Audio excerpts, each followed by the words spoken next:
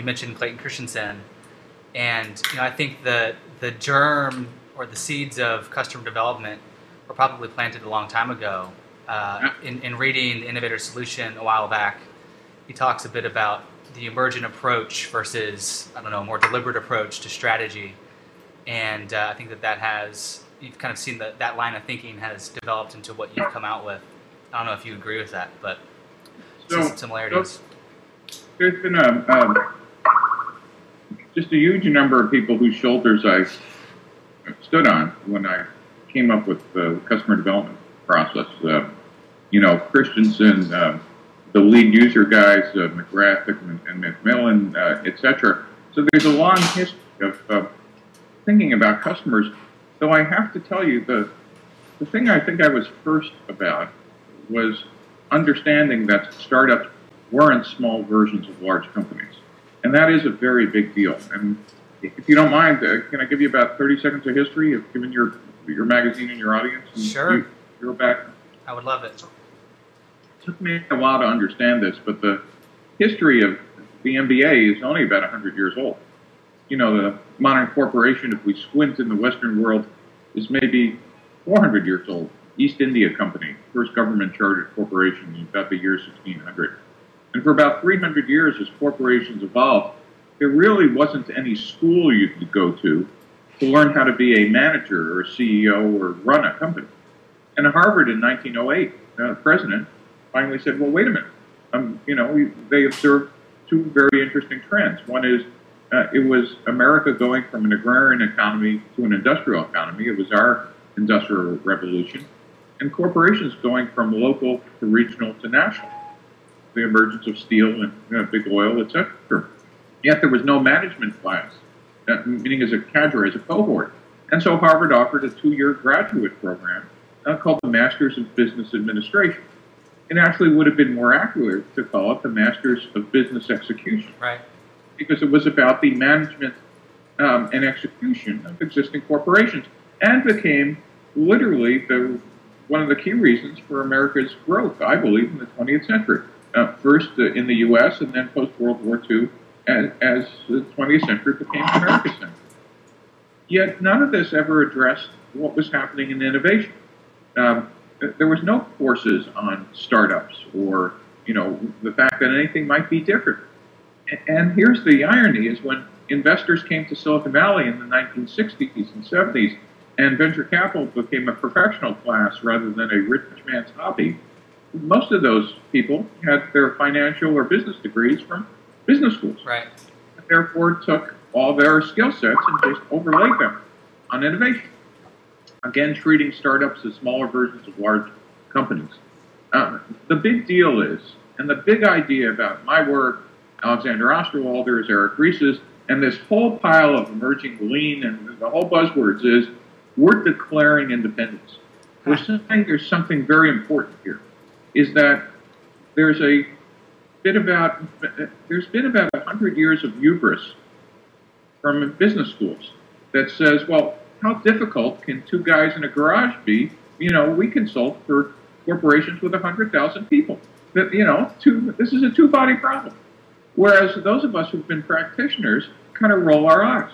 Yeah. Because, in fact, a business school professor wouldn't last about 3 hours in the 24/7, relentless drive to find a business model.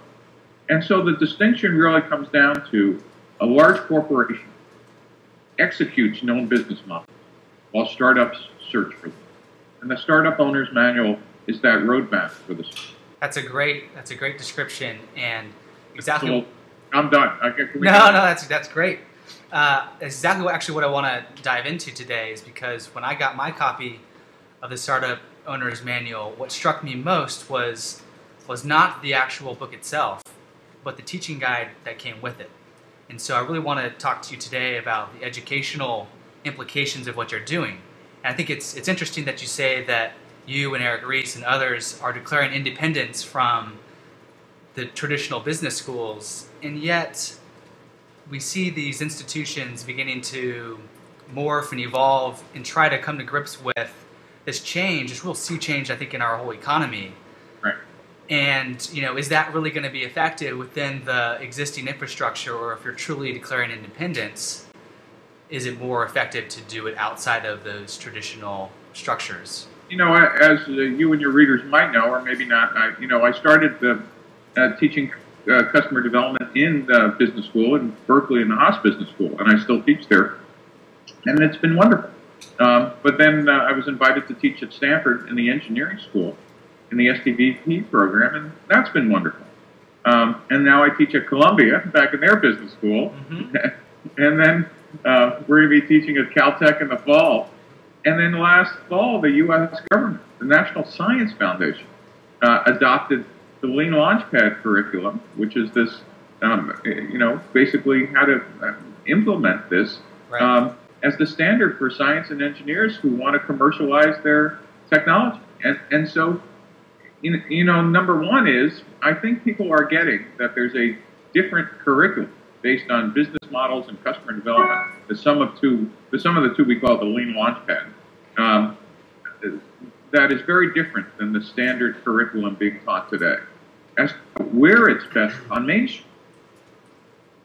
And you no longer need to do them in the university, because what we're seeing is another sea change of the emergence of online education for the first time as a viable platform to communicate not only these ideas but others. I just think it is interesting, and what I wonder is, does teaching this methodology in these traditional institutions at all endanger those ideas? Because it's almost akin to the challenge of innovating within a large company. We see so many large companies struggle to innovate and even squelch really good ideas, because I think institutions by their very nature are conservative and require some level of conformity to remain stable. And so I feel I sense this tension between what you're, customer development, entrepreneurship, and the business schools. And so, you've already spoken to that a little bit, but do you think that that's a fair assessment? This is a discontinuity in how you think about education for entrepreneurship and innovation. And in some schools, some faculty, and certainly what it takes is the head of the faculty, kind of looks at it and goes, oh my gosh, you know what? This really is a good idea. Unfortunately, we got some faculty who's going to have a hard time with this. Yeah. But we need to make a change.